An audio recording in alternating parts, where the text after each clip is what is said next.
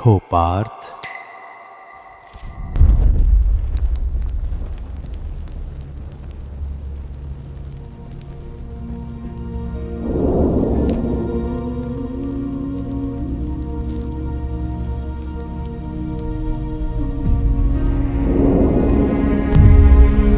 ये है हस्तिनापुर, भारतवर्ष की सबसे ऐतिहासिक नगरी। महामहिम भीष्म के नेतृत्व में हस्तिनापुर की कीर्ति संपूर्ण आर्यावर्त के कोने कोने में गूंज रही थी।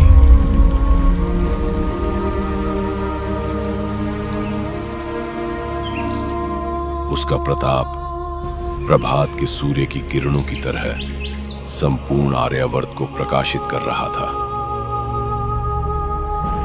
किंतु हवा की दिशा की तरह राज्यों का भाग्य बदलने में देर नहीं लगती। हस्तिनापुर फूल फल रहा था, परंतु उसका सिंहासन अब भी एक योग्य राजा से वंचित था।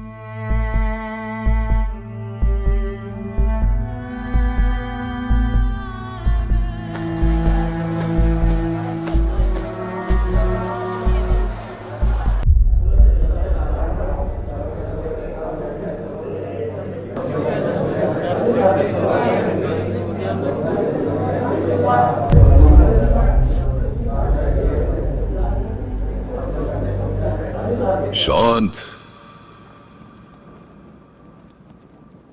आप सभी से विनती है कि इस सभा की गरिमा बनाए रखिए।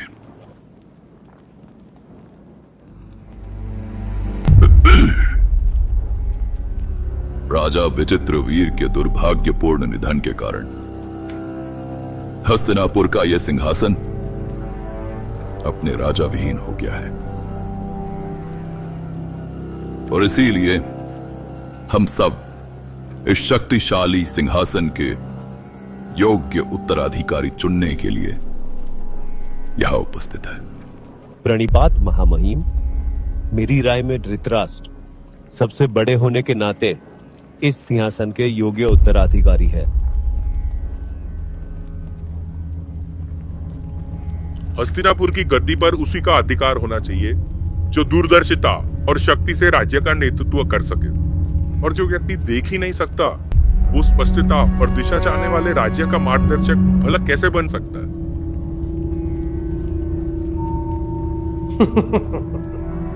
अरे मेरे प्रिय सभासद, कितना न्यायपूर्ण विचार है आपका। किसी को उसके जन्म से मिले अभाव के लिए दंडित करना क्या अब अंधत्व अयोग्यता का प्रतीक बन गया है? नहीं नहीं, ऐसा तो नहीं हो सकता। जब भगवान एक इंद्रिय लेते हैं तो दूसरी को वरदान स्वरूप तीव्र भी कर देते हैं, और हमारे युवराज धृतराष्ट्र को तो एक ऐसी दृष्टि मिली है कि वो मन से देखते हैं, बहुत दूर तक देखते हैं। और बल आइए, उस पर तो कोई संदेह नहीं होना चाहिए। महामहिम भीष्म को छोड़कर क्या इस सभा ने कभी ऐसा बलिष्ठ पुरुष देखा है? ऐसी गूंजती आवाज, ऐसा विराट स्वरूप। यदि रक्षक वही होता है जो शक्तिशाली, धर्मनिष्ठ और बुद्धिमान हो, तो फिर प्रश्न ही क्या है? पर छोड़िए, शायद ये सब अब पुरानी बातें हो गई। शायद अब एक ज्येष्ठ पुत्र होना कोई अधिकार नहीं रहा। शायद अब हस्तिनापुर का सिंहासन परंपरा और धर्म से नहीं, सुविधा और स्वार्थ से तय किया जाता है। और होना भी चाहिए। जब सब कुछ बदल ही रहा है तो फिर एक राजा चुनने का ढंग क्यों नहीं? क्यों, है ना महामहिम भीष्म? शकुनी, हमारे कुल के मामले में तुम्हारा कोई अधिकार नहीं है। बेहतर होगा कि तुम अपने राय सिर्फ अपने तक ही सीमित रखो। माफ कीजिए महामहिम, परंतु जब बात मेरी बहन और उसके परिवार के अधिकार की हो तो विरोध करना मेरा धर्म है, और धर्म का पालन करना तो सर्वोपरि होता है ना महामहिम? और ये बात महाज्ञानी विदुर से बेहतर कोई समझ सकता है भला? हाँ? आपके इस प्रश्न का उत्तर भी मैं दे सकता हूं युवराज शकुनी। धर्म कभी कभी कठोर होता है, पर यही सच्चा मार्गदर्शक भी बनता है। और जब बात राज्य के नेतृत्व की हो तो प्राथमिकता गुणों को दी जानी चाहिए और ना ही आयु और जन्म को। और जहां बात शास्त्रों की है तो वे स्पष्ट है, जन्म से नेत्रहीन व्यक्ति कभी राजा नहीं बन सकता।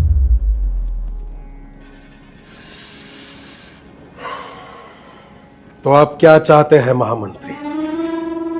हस्तिनापुर का सिंहासन आजीवन रिक्त ही रहे?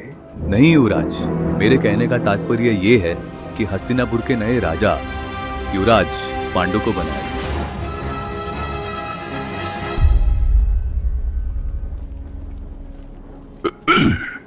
हस्तिनापुर के समृद्धि के प्रति विदुर की निष्ठा और उनकी दूरदर्शिता पर हमें कोई संदेह नहीं है,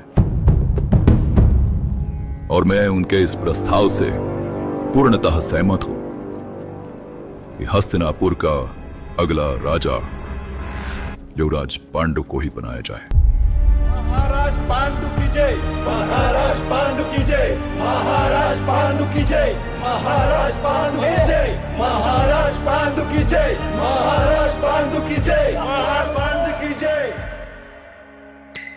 हो सकता है शायद आप इन घटनाओं से भ्रमित हों, तो आइए समय पीछे ले चले और देखें ये सब कैसे घटित हुआ। सत्यवती मछुआरे की बेटी का विवाह हुआ हस्तिनापुर के राजा शांतनु से।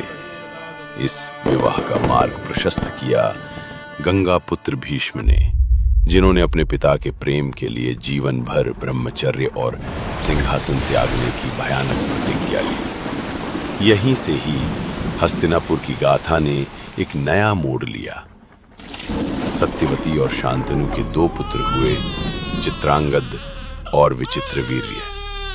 चित्रांगद का युवावस्था में निधन हो गया और विचित्रवीर्य भी अल्पायु में ही चल बसे, बिना कोई उत्तराधिकारी छोड़े। हस्तिनापुर संकट में था। तब राजमाता सत्यवती ने परंपरागत नियोग विधि का सहारा लेने का निर्णय लिया, जिसके अंतर्गत विचित्रवीर्य की रानियों को संतान प्राप्त करने के योग्य बनाया गया। अंबिका ने जन्म दिया धृतराष्ट्र को, जो जन्म से अंधे थे, और अंबालिका ने पांडु को जन्म दिया, जिनका शरीर जन्म से ही दुबला और पीला था। और एक दासी ने जन्म दिया एक अत्यंत बुद्धिमान और धार्मिक बालक विदुर को। बाद में धृतराष्ट्र का विवाह गांधारी से हुआ, जो अपने पति के अंधत्व को अपना मानकर स्वयं अपनी आंखों पर पट्टी बांध बैठी।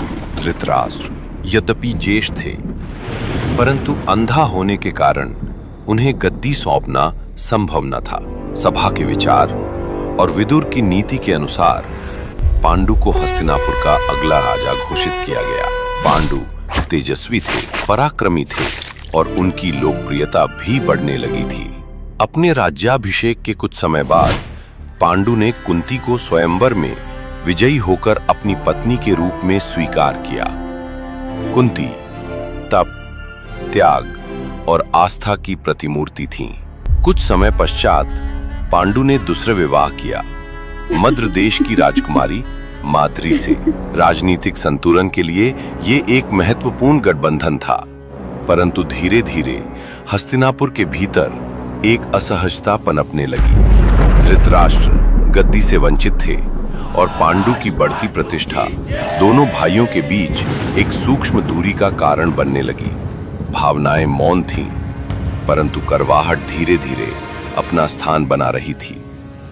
और यहीं से आरंभ हुआ वो मूल जो आगे चलकर कौरव और पांडव के संघर्ष का कारण बना।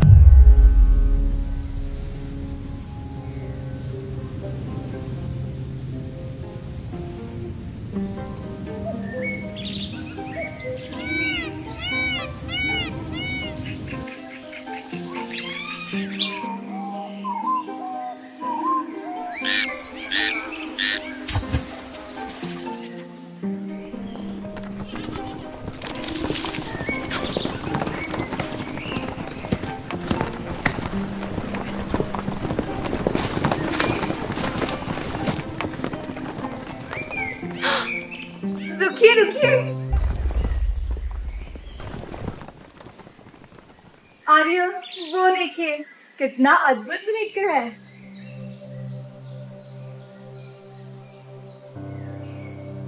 इसके चल में मेरे सिंहासन की शोभा बनेगा। ले आइए ना इसे आर्य। नहीं नहीं, ऐसे किसी जानवर की हत्या हम नहीं कर सकते। यदि उसका कोई परिवार हुआ तो वो अनाथ हो जाएगा। आर्य, राजाओं के लिए आखेट पर जाना कोई अनोखी बात तो नहीं। मैंने तो केवल एक मृग ही मांगा है, कोई राज्य तो नहीं। माद्री, कृपा करके शांत रहो। मैं तुम्हारे लिए वो मृग लेकर आता हूँ। आप लोग मेरी यहीं प्रतीक्षा कीजिए।